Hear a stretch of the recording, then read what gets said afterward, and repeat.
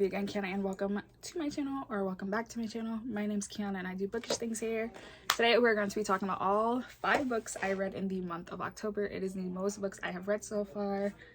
So yeah, let's just jump right into it. The first book I finished is The Secrets of Winter House by Ben Gertzman. This one is the second book that follows Elizabeth after finding out in the first book that she is the granddaughter of the person who runs Winter House Hotel.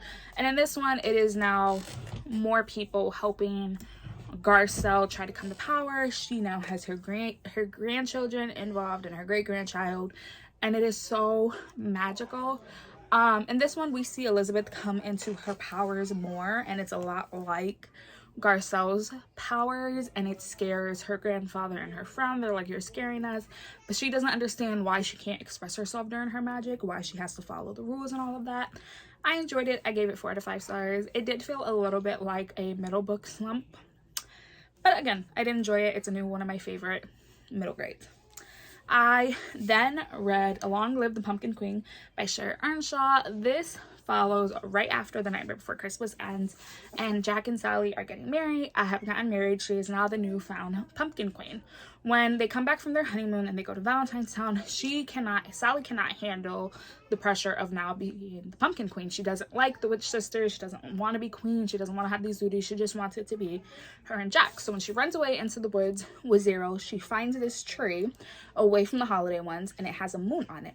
So she opens it, but then for some reason, she falls right asleep. When she wakes up, everyone in Halloween Town and all the other magical holiday towns are all covered in sand, and she doesn't know why. So she goes back into the forest, into the moon thing, and she goes into Dream Town, and she finds out she has released the Sandman, and the Sandman wants everyone basically dead. So it's now up to Sally to fight the Sandman and to prove to herself and to others she is worthy enough of being the Pumpkin Queen. I loved this so much. I think this helped me get out of my reading slump. I give this 5 out of 5 stars. I would love if they turned this into like a movie, but if not, I will always have my imagination of this. So yeah, love it, and I recommend it. I then read The Witch Boy by Molly Knox Ostertag, and in this one we follow a boy named Aster, and everyone in his family is born with magic. But in this case, girls are the only ones who are allowed to be technically witches, have powers, brew potions, do spells. Boys grow up to be shapeshifters. That's it. That's all they're known for. There's no exception, except for Aster. Aster, for some reason, cannot shapeshift, and he's getting closer to being like 16 years old. All of his cousins are making fun of him. He doesn't understand why he can't shapeshift, but he can practice magic. Some of his boy cousins, end up going missing, and Aster, using magic, is the one who's able to like find out why it happened. Absolutely love this. I gave this a 4 out of 5 stars, and I cannot wait to do the next one. I didn't even know that this book was coming out until I got like an email from my Goodreads, and that is Lore Olympus Volume 3 by Rachel Smith. I absolutely love this. This is the webtoon series of Hades and Persephone, but with a twist to it. In this one, Persephone tells Eros, which is the son of Aphrodite, what happened to her. It happened between her and Apollo, and he wants her to come true. Minith is still interfering between Persephone and Hades, and in the end we meet the Fates, and Hades wants this memory that he doesn't remember of ever meeting Persephone, and when they allow him to, even though he's not supposed to, they say, oh, it's only normal because she's going to be the next queen of the underworld, and then it just ends. I love this series so much. I gave it a 5 out of 5 stars, and I cannot wait for Volume 4, which I think is supposed to be coming out like February, March, but I love this so much.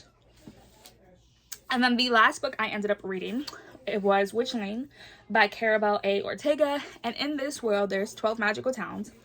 And on the witch's like 12th birthday around, they are all sorted into these 4 or 5 different covens, except for a group who will be known as the Spares.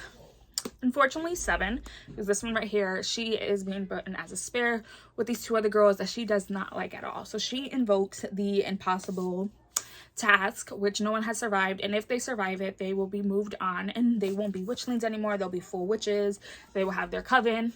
If they fail, they are turned into toads.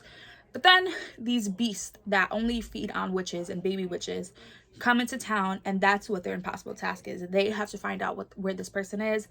It was so cute. It was so magical. I would highly recommend this, like, for a middle grade, and I cannot wait for the second book to come out next year. I gave this a 4.5 out of 5 stars.